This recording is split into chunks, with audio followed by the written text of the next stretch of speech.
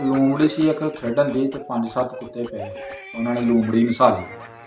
ਲੂੰਬੜੀ ਨੂੰ ਆਣ ਦਬਲਿਆ ਭਾਈ। ਲੂੰਬੜੀ ਹੁਣ ਬਚਦੀ ਬਚਾਉਂਦੀ ਜਾਨ ਬਚਾਉਂਦੀ ਕਰਦੀ ਨਾ ਇੱਕ ਰੁੱਡ 'ਚ ਜਾ ਵੜੀ।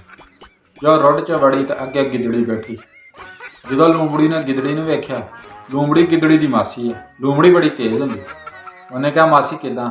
ਉਹਨੇ ਕਿਹਾ ਪੁੱਤ ਬਾਹਰ ਜੰਝ ਆਈ। ਕੁੱਤੇ ਜਿਹੜੇ ਉਹ ਹੁਣ ਰੁੱਡ ਦੇ ਸਾਈਡਾਂ ਤੇ ਬਹਿ ਗਏ। ਲੂੰਬੜੀ ਨੇ ਹੁਣ ਜਦੋਂ ਗਿੱਦੜੀ ਨੂੰ ਕਿਹਾ ਪੁੱਤ ਬਾਹਰ ਜੰਝ ਆਈ ਜਾਵੇ, ਗਿੱਦੜੀ ਜਦੋਂ ਬਾਹਰ ਵੇਖਣ ਆਈ ਜੰਝ, ਨੱਸ ਪਏ ਭਾਈ ਕੁੱਤੇ ਮਗਰ। ਗਿੱਦੜੀ ਦੇ ਹੁਣ ਦੁਆਲੇ ਕੁੱਤੇ ਹੋ ਗਏ। ਗਿੱਦੜੀ ਕਦੀ ਇੱਧਰ ਤੇ ਕਦੀ ਇੱਧਰ ਕਰਦੇ ਕਰਾਉਂਦੇ ਅੱਧਾ ਪੌਣੇ ਘੰਟੇ ਤੋਂ ਬਾਅਦ ਜਾਨ ਬਚਦੀ ਬਚਾਉਂਦੀ ਨਾ ਲਿਆ ਜਦੋਂ ਰੁੱਡ 'ਚ ਵੜੀ ਤੇ ਲੂੰਬੜੀ ਨੇ ਪੁੱਛਿਆ, ਹਾਂ ਪੁੱਤ ਜੰਝ ਦੀ ਕੀ ਸੂਰਤ ਹਾਲ ਆ?